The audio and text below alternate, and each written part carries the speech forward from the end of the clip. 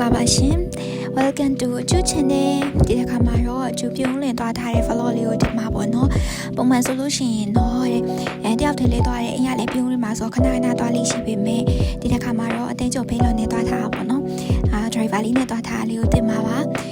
ကျမတို့နေ့ချင်းပြန်ဆိုတော့မနက်အစောကြီးတည်းထားလာတဲ့အတွက်ကြောင့်မလို့ကျမဘာ make up မှမအောင်ခဲ့ပါဘူးရှင်ဒါကြောင့်မလို့ make up လေးစားပြီးအောင်ပါမယ်ကားပေါ်မှာဆိုတော့လေမြန်ဆန်ဆန်နဲ့လွယ်လွယ်ကူကူ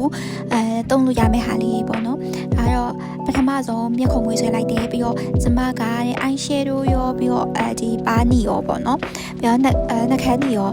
အကုန်လုံးကို lipstick တစ်ချောင်းနဲ့ပဲတုံးပြီးပြင်ပါတယ်ရှင်အဲတော့ကျမရဲ့အိတ်ချမှုတို့ပုံလေးနဲ့ပြင်နေရပေါ့နော်ကောင်းမှာကျမစကားလေးပြောတယ်စကားလေးအရင်များပါတယ်ပြင်လိုက်ပြောလိုက်နေပေါ့နော်အခန်းကြီးကလေအနီပေါက်ထဲကိုသွားတဲ့အတွက်ကြောင့်မလို့ပေါ့နော်ဘယ်အားနဲ့မဆို outfit ကတော့လိုက်တယ်ပြီးတော့အမင်းကလေးတိုင်းတစ်ချောင်းတော့ဆောင်းထားတင်တယ်ပေါ့နော်အရင်တော့ကလည်း review လုပ်ဖူးပါတယ်ဒီနှာခမ်းလေးနဲ့ပတ်သက်ပြီးတော့ပေါ့နော်အဲ့ဒါပြီးတော့ကျမအလွယ်ကူဆုံးပေါ့နော်မျက်ခုံးမွေးဆွဲရနှာခမ်းဒီပါနီတင်လိုက်တယ်ပေါ့နော်အဲ့ပြီးတော့ဒီကတိတော့ထွက်တယ်ပေါ့နော်ဒီတူဝေးလေးပုတ်လိုက်တယ်ဒါပဲကျမရဲ့ဒီ make up ကတော့ပေါ့နော်အဲ့ဆိုလို့ရှိရင်ပဲတကယ်ကိုလင်းလေးပေါ့နော်ဘာ foundation ဘာ heavy light မှမလိုပဲနဲ့ကိုပဲလှရဲ make up look လေးကိုရပါတယ်ပပကြီးလေးပေါ့နော်အဲ့ပြီးတော့ဖုံမုံလေးဆိုလဲမှန်နေပေါ့နော်ဒါပြီးတော့ကျမဖုန်းကင်ထားတဲ့အကြောင်းရင်းကတော့ကျမ Google Map ကြည့်ရပါတယ်ဘေးနားနေပြီးလိုက်လို့ရှိရင်ကိုလေးက Google Map မှာမကြည့်တယ်လို့ရှိရင်ကျမတော့မကြောက်ဘူးပေါ့နော်အဲ့ခါကျတော့ Google Map ကြည့်ရင်ကြည့်မကြည့်လို့ရှိရင်ဒီတချင်းနားထောင်မှုအတွက်သုံးပါတယ်တချင်းသားအောင်ဖို့အတွက်ပေါ့နော်ဖုန်းထဲကနေပြီးတော့တချင်းရွေးပါတယ်ပြီးတော့သပင်ပေါ့နော်ပုံမှန်ဆိုလို့ရှိရင်တော့အများနဲ့စီးထားလေးရှိပေမဲ့တခါခရီးသွားတာဆိုတော့လေနည်းနည်းလေးရုပ်လေးလည်းပြောင်းသွားအောင်လို့ဆိုပြီးသပင်ချလိုက်တယ်ပေါ့နော်သပင်ချလိုက်ပြီးအခါကျတော့ပဲပေးနေပါပြီရှင်ဘေးနာအကိုလေးကတော့တိတ်ချကိုကောင်းမောင်းနေရဒါတော့အချင်းနဲ့နှစ်ယောက်ဆိုတဲ့အခါကျတော့ပေါ့နော်ဘွားကြီးပြည့်စုံနေအောင်ပေါ့ရှင်ဒါတော့ပြုံးလွင်အတက်လန်းစပြီပေါ့နော်16မိုင်ကျော်လာပြီစပြီးတော့ပေါ်စပြီးတက်နေတဲ့အချိန်ပေါ့နော်ပုံမှန်ဆိုလို့ရှိရင်ငါးကားနဲ့တလီတထားရှိပေမဲ့ဒီခါမှာတော့ဒီလိုနှစ်ယောက်တည်းကိုပထမဆုံးတက်ပူတာပေါ့နော်သူလည်းပထမဆုံး first experience ပေါ့ရှင်နှစ်ယောက်ပေါ့နော်ဒါပေမဲ့တက်ခါတလီတော့တစ်ဝက်စီရောမောင်းပေးပါတယ်ဒါကတော့ view လေးပေါ့နော်အဲ့ဒီကားရဲ့တတရရှိတယ်ပြီးတော့မိုးလေးလည်းအုံနေရပေါ့နော်ပိတ်ရက်ဆိုတော့လေကျွန်တော်တို့ညစလုံးကလည်းပိတ်ရက်ရှိရနေမှာပဲလာတွားဖြစ်တာဆိုတော့ဒါကတော့ဒါ view point ကိုရောက်ပါပြီ view point ရောက်တဲ့အခါကျတော့ပဲပေးကြမယ်ပေါ့နော်ညစလုံးရိုက်ပေးမဲ့လို့မရှိဘူး stand နဲ့ရိုက်နေတဲ့အတွက်ကြောင့်မလို့တယောက်နဲ့တယောက်ကဟိုရှူကင်းဟိုပေးထားတော့မလို့နောက်ထားတော့မလို့ဘေးနဲ့နောက်နဲ့ပေါ့နော်အဲ့ဒီအချိန်မှာပဲကောင်မလေးကပဲပေးနေလေဘေးကမှကိုဒီဟာဘာကြီးလဲမသိဘူးဆိုပြီးတော့ပြလိုက်တာပေါ့နော်အနီးဆက်ကြီးကိုဒါကုတ်ထားရလားကောင်းကိတ်ထားရလားအကိုလေးကိတ်ထားရလားဆိုပြီးတော့အတင်းကိုပြနေရပါပြပြီးတော့ဖတ်လိုက်ပါတယ်ဘာမဆိုင်ပေါ့နော်တစ်ဖက်အကုန်အားကြ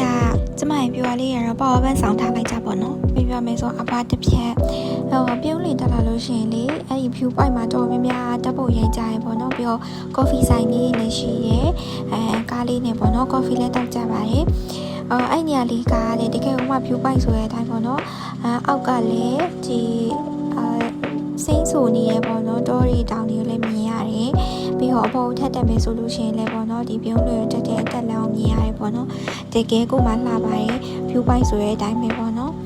အဲ့နောက်မှာလည်းထပ်ပြီးတော့ဖယ်သွားမယ်ပါလို့မယ်ဆိုတာကိုစီစဉ်နေကြပါတယ်ဒါတော့ကောင်မလေးရဲ့တစ်ဖြက်ပေးပြီးတဲ့ဟောင်းပေါ့နော်ကြည့်လိုက်ကြပါဦးတခြားသူတွေတော့လေခရီးသွားရင်ဘယ်လိုနေလဲမသိဘူးကျမလေခရီးသွားလို့ရှိရင်လေ view တစ်ခုကိုတွေ့ရတယ်ဗတ်ပေါင်းစုံပါကိုရိုက်ချင်တာဟို view ကလှနေလို့ဗတ်ပေါင်းစုံရိုက်ချင်တာတမျိုးကျမကလည်းကျမရဲ့ရှူထောင်မျိုးစုံကနေပြီးတော့ရိုက်ရတော့တပုံချခုလည်းဖတ်လိုက်ပြန်ပြီနှစ်ယောက်တွဲပုံမရမချင်းကိုရိုက်နေရတာပဲအဲ့နောက်မှာပေါ့နော်မျိုးရဲကိုစဝင်มาပြီဒါကားတဲ့မျိုးရဲဝင်နေဆိုပေမဲ့လေထင်းရှူတော့ဘက်ကနေဝင်တာပေါ့နော်မျိုးပတ်လန်ကနေပြီးဝင်တာလို့ပဲပြောမှာပေါ့အဲ့ဒီဘက်ကနေပြီးတော့ထင်းရှူတော့ရဲ့အလှပါကိုအရင်ဆုံးခန်းစားလိုက်ပါတယ်အမှန်တော့ကျမမောင်းစင်လို့ထိုင်မောင်းနေရပါပြီးတော့ breakfast စားကြပါတယ် breakfast ကတော့ရှမ်းခောက်ဆိုရင်ရှမ်းရည်ပြောပေါ့နော်ဒါကတော့ပိတ်နေရိတ်ဆိုတဲ့ဆိုင်လေးပါပုံချောင်းနဲ့နီးပါတယ်